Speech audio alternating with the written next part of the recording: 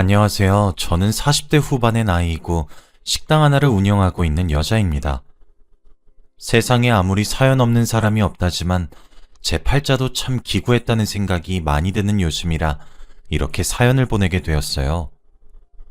지금은 괜찮아진 상태이지만 저도 위기가 있었던 적이 있거든요. 글 쓰는 재주가 없어 몇 번이나 글을 썼다가 지웠다를 반복하고 있네요. 사는 것이 바빠 털어놓을 곳이 별달리 없어 이렇게 글을 쓰니 제 이야기를 한번 들어주시길 바래요. 저는 아이를 셋을 낳아 기르고 있습니다. 하나는 아들이고 둘은 딸 쌍둥이에요. 현재는 저 혼자서 돈을 벌면서 집안의 가장 역할을 톡톡히 하고 있습니다. 왜냐하면 남편은 경제활동을 전혀 하지 못하는 상황이거든요. 사실 저희 부부는 세상 그 누구보다 가장 행복했었던 시기에 절망적인 상황에 처박혔던 시기가 있었어요. 아직도 그날 저희 가족에게 벌어졌던 일들을 생각하면 온몸에 소름이 쫙 끼치고 겁이 나네요. 그 당시에는 정말 절망적이었거든요. 지금부터 이야기를 시작하겠습니다. 먼저 저와 남편과는 4년 정도 연애를 하면서 만남을 이어갔습니다. 워낙 남편이 외향적이고 활동적이기까지 해서 취미도 많은 사람이었고 무엇보다 항상 남편의 주위에는 사람들이 바글바글했어요. 그에 반해 저는 조금 소극적인 편이었죠. 하루는 지인들의 모임에서 우연스럽게 남편을 만나게 되었습니다. 저와 달리 활기차 보이는 모습과 남들을 리드하는 모습이 너무 멋있어서 남편에게 사랑에 빠지게 되었고 우린 그렇게 만나게 되었습니다. 남편은 정말 멋있는 사람이었어요. 항상 명랑했죠. 저희는 보통 남편이 떠들고 제가 들어주는 쪽이었는데 남편은 이야깃거리가 떨어지지 않더라고요. 조잘조잘거리며 자신의 얘기를 하는 남편의 모습은 정말 귀여웠습니다. 제 어머니는 지금 제가 운영하고 있는 식당을 대대로 물려받아 운영하셨어요. 그래서 전 집안의 가업을 배우고 있는 중이었고 남편은 당시 회사원이었죠. 저희는 잘 맞았어요. 남편과 저는 서로를 존중하며 사랑했죠. 아무래도 일하는 시간대가 조금 차이 나긴 했지만 그건 저희의 사랑에 전혀 문제가 되지 않았습니다. 그렇게 우린 결혼에 꼴이 나게 되었어요. 그 당시 제 나이가 30살이었고 남편은 34살이었네요. 물론 저희의 결혼 생활도 순탄했고 평화로웠습니다. 4살 차이는 궁합도 안 본다는 말이 괜히 생긴 것이 아니구나 할 정도였죠. 또 제가 가업을 물려받는 것도 남편의 도움으로 굉장히 수월했고 결혼 생활도 무난히 해냈으며 저와 남편은 사랑의 결실로 아들과 딸들도 낳았거든요. 그리고 제가 어머니로부터 물려받은 이 식당은 방송에서도 여러 차례 맛집으로 소개가 되기도 했기에 장사 또한 무척 잘 되었습니다. 점심시간이나 저녁시간에는 줄을 서지 않으면 먹지 못하는 곳이 되었죠. 여기에다 남편이 벌어오는 월급까지 더해지면 저희 집은 사실 경제적으로도 여유로운 편에 속했습니다. 남편은 회사 일을 하고 퇴근을 하면 제 가게로 출근을 해서 제가 마칠 때까지 두 팔을 걷어붙이며 도와주곤 했어요. 저희 남편은 정말 저밖에 모르는 애처가였거든요. 사실 제가 남들에 비해 키도 작은 편이고 몸무게도 적게 나가는 편이라서 어디 가서 식당을 운영하고 있고 아이들도 셋이나 낳았다고 하면 사람들이 깜짝깜짝 놀래요. 실제로 아이들 출산도 많이 힘들었기도 하고요. 그래서 그런지 남편은 저를 유리굿을 다루듯 합니다. 연애를 할 적에도 안 그래도 허약하고 체력도 없는 제가 식당을 물려받아야 한다는 말을 듣고 걱정을 얼마나 했는지 몰라요. 제 걱정에 발을 동동 굴리는 모습이 참 좋았습니다.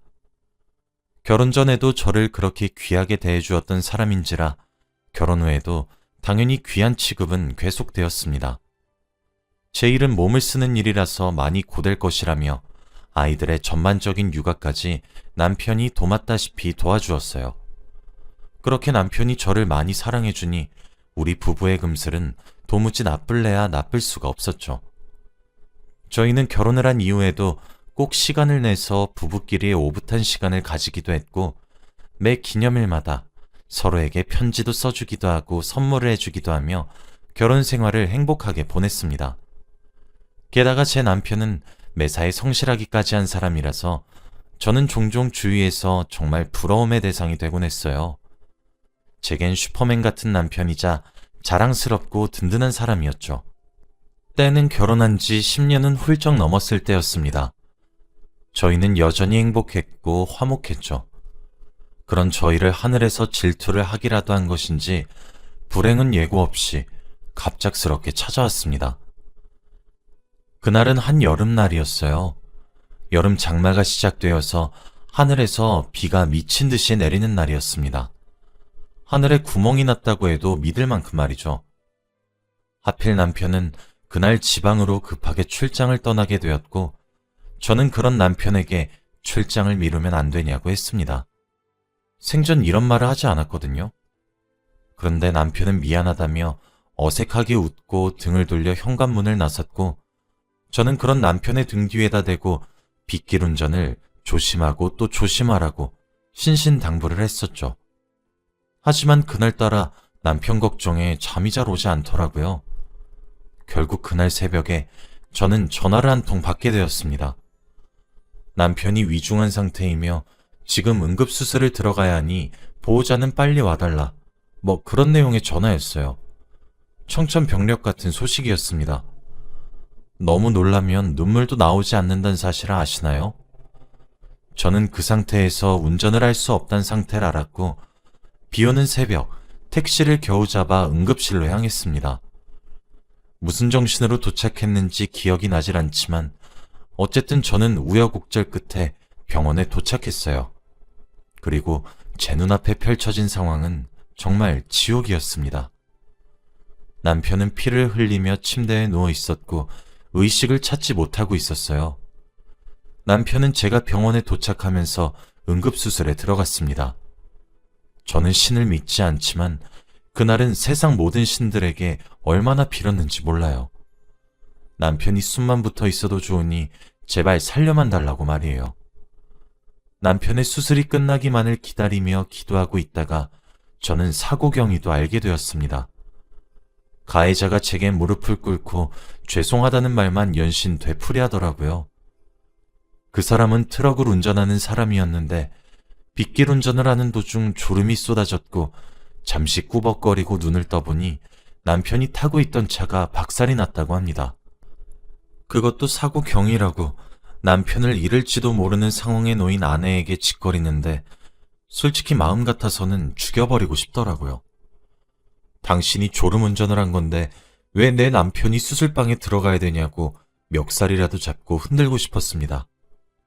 하지만 남편 수술에 방해될까 걱정이 앞섰고 저는 조용히 눈물만 흘릴 수밖에 없었어요. 그런 저를 보며 트럭 운전자는 눈물을 흘리며 죄송하다며 얼마가 되었든 보상해드리겠다는 말만 되풀이하더군요. 남편은 생사가 왔다 갔다 거리는데 고작 가벼운 타박상만 입은 트럭 운전자의 그딴 가짜는 위로의 말은 귀에 들어오지도 않았습니다. 저는 당장 내 눈앞에서 꺼지라며 어디 뻔뻔하게 내 눈앞에 낯짝을 들이미는 것이냐며 이를 아드득 갈았죠. 10시간이 넘는 긴 시간의 수술 끝에 남편의 수술은 끝이 났습니다. 의사 선생님께서 말하길 수술은 잘 되었고 경과를 지켜봐야 한다고 했죠. 그리고 오른쪽 다리를 허벅지부터 절단할 수밖에 없었다고 하더군요. 사고가 나면서 오른쪽 다리가 눌려진 채로 너무 많은 시간이 흘렀고 그 때문에 다리를 잘라냈다고 합니다.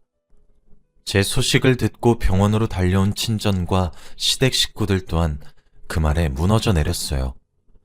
시부모님은 두 분 다 실신하셨고 저희 부모님과 제 형제들은 저를 끌어안고 통곡을 하셨죠.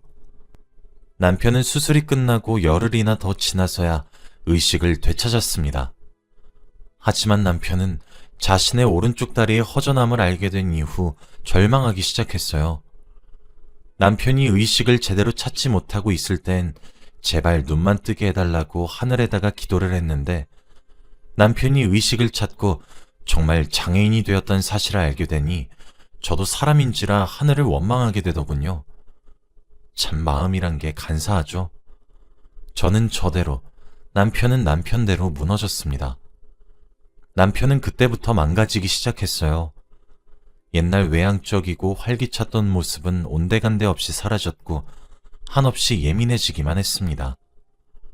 저는 무엇보다 남편의 반응이 힘들었어요. 이렇게 장애인으로 살 바에는 그 자리에서 바로 죽었어야 했다며 자기가 왜 이런 꼴을 당하고 살아야 되냐며 하염없이 울기도 했고 이런 자신을 제가 버릴 것이라며 제게 화를 내기도 했죠. 그리고는 미친 사람 마냥 울다가도 웃었고 웃다가도 오열했습니다. 그런 남편에게 사죄를 하기 위해 트럭 운전자가 찾아왔을 땐 절정을 찍었어요. 손에 잡히는 모든 것을 던지며 악을 쓰기 시작했죠. 저는 그런 남편의 모습을 보는데 가슴이 정말 미어지다 못해 찢어지는 듯 했습니다. 남편은 퇴원을 한 이후 자신이 더 이상 이 집안의 가장으로서 남자로서의 역할을 못한다고 자책하기 시작했고 그것은 곧 자학으로 이어졌습니다. 낮이고 밤이고 매일을 술로 보내기 시작했고 재활치료조차 받지 않았어요. 약과 술에 의지한 채 살기 시작했죠. 그런 남편에게 울기도 해보고 따끔이한 소리를 하기도 했지만 그럴 때마다 왜? 당신도 나 버릴 거야? 라는 말만 내뱉는 남편을 보면 전 아무런 말도 할 수 없었습니다. 제가 하는 모든 말에 짜증을 내기 일쑤였죠. 하지만 우리 사이에 아이가 셋이나 있고 그중 첫째는 10살이 넘었고 쌍둥이들도 초등학교에 입학을 하던 시기였어요. 내 남편의 다리가 하나든 팔이 하나든 애들 아빠이기 때문에 버릴 수도 없었죠. 남편은 현명한 사람이라 금방 제자리로 돌아오길 바라며 기다렸습니다. 친정에서는 그런 저를 보며 눈물 지으셨고 시댁에선 제 앞에서 고개조차 들지 못하셨죠. 시간이 지나면서 제 인내심도 바닥이 드러나고 있음에도 남편은 정신을 제대로 차리지 않았습니다. 원망만 하며 술에 의지했죠. 한 번은 남편이 아들에게 심부름을 시켰는데 아들이 남편의 심부름을 뒤로 밀었나 보더군요. 그날 퇴근하며 돌아오는 길에 아들이 내복바람으로 밖에서 덜덜 떨면서 눈물을 흘리는 모습을 보고 이건 아니구나 생각했습니다. 하루 종일 술만 먹는 것을 떠나서 그렇게 예뻐하던 자기 자식들만 잡고 있으니. 그래서 남편에게 사고 이후 처음으로 큰 소리를 쳤어요. 당신 아프고 힘들고 짜증만 나는 거 이해한다고. 그런데 내가 여기서 뭘 더 어떻게 해줘야 하냐고. 나도 꾸역꾸역 살고 있다고. 애들이 대체 뭔 잘못을 했길래 일어나면서 말이에요. 남편은 소리 지르는 제 모습에 도리어 화를 내며 옆에 있던 리모컨을 제게 던지더군요. 그 길로 애들 짐을 대충 싸서 친정으로 도망쳤습니다. 다음날 날이 밝자 남편은 술이 깨서 제정신을 차린 것인지 난리가 났고 덩달아 시댁도 난리가 났더군요. 그런데 저는 남편이 제게 화를 내고 신경질을 내는 것은 참을 수 있었지만 우리의 아이들에게까지 그러는 모습을 더 이상 견딜 수 없어서 이혼을 요구했습니다. 저도 그동안 많이 지쳤던 거겠죠. 제 나름대로 위기를 이겨내보려고 하는데 남편은 따라와 주지도 않고 엄한 애들만 잡고 있는 데다가 세상이 끝난 것 마냥 술병만 붙들고 사는 꼴을 두고 볼 자신이 없었어요. 누구보다 남편이 절망적이었겠지만 그걸 지켜보는 나도 많이 힘들다는 사실을 알아주길 바랬거든요. 소리치는 제 절규에 절 잡기 위해 찾아온 남편도 시댁도 그곳에 같이 있었던 친정 식구들도 저를 비난하지 못했어요. 그 당시 제가 봐도 저는 참 노력을 많이 했거든요. 미안하다는 말만 남긴 채 휠체어를 타고 남편은 친정을 빠져나갔고 우린 그렇게 각자 별거를 하기 시작했습니다. 아이들도 폭력적인 모습만 보여주는 남편을 점점 찾지 않기 시작했어요. 그렇게 1년의 시간이 흘렀습니다. 남편으로부터 연락이 한 통 왔더군요. 만나자는 얘기였어요. 이제껏 밖으로 잘 나오지도 않더니 별일이다 싶었죠. 밖에서 만난 남편은 1년 전 저를 힘들게 했었던 그때의 남편의 모습이 아니었습니다. 남편은 멀쩡히 잘 걷기도 했어요. 우린 한적한 카페로 들어가 이야기를 나누었습니다. 알고 봤더니 남편은 저와 별거를 시작한 지 약 1년 정도를 재활에만 힘썼다고 해요. 제가 아이들을 데리고 친정으로 떠난 뒤에 많은 생각을 했나 보더군요. 남편은 그러면서 제게 사과도 하기 시작했어요. 여보, 내가 정말 미안했어. 내게 생긴 모든 불행이 분명 당신 탓은 아닌데 당신에게 모든 화풀이를 감당하게 만든 것 같아. 너무 미안해. 나는 당신 그렇게 보내고 나서 내가 스스로 인정할 수 있는 데까지 괜찮아지면 당신 눈앞에 나타나려고 정말 많이 노력했다. 내가 그동안 당신이랑 우리 아이들에게 상처를 줬던 것까지 정말 뼈저리게 후회했고 반성했어. 근데 나도 너무 힘들어서 그랬어. 아무리 사고보험금을 많이 주고 그 트럭 운전자가 합의금으로 돈을 그렇게 많이 주면 뭐해? 난 이제 장애인이 되었고 그 많은 돈으로 내 다리 하나를 원래대로 못 돌린다는데. 그래서 그랬어. 너무 힘들었어. 내가 정말 많이 미안했어, 여보. 라면서 말이에요. 사과를 하는 남편을 보고 있으니 그래, 이게 우리 남편이다 싶더군요. 남편은 그 밖에도 제게 가정으로 떳떳하게 돌아가기 위해 무슨 노력을 얼마나 어떻게 해왔는지 제게 설명했고 이제 자신도 이만큼 바뀌었으니 돌아와 달라고 제게 부탁하기 시작했죠.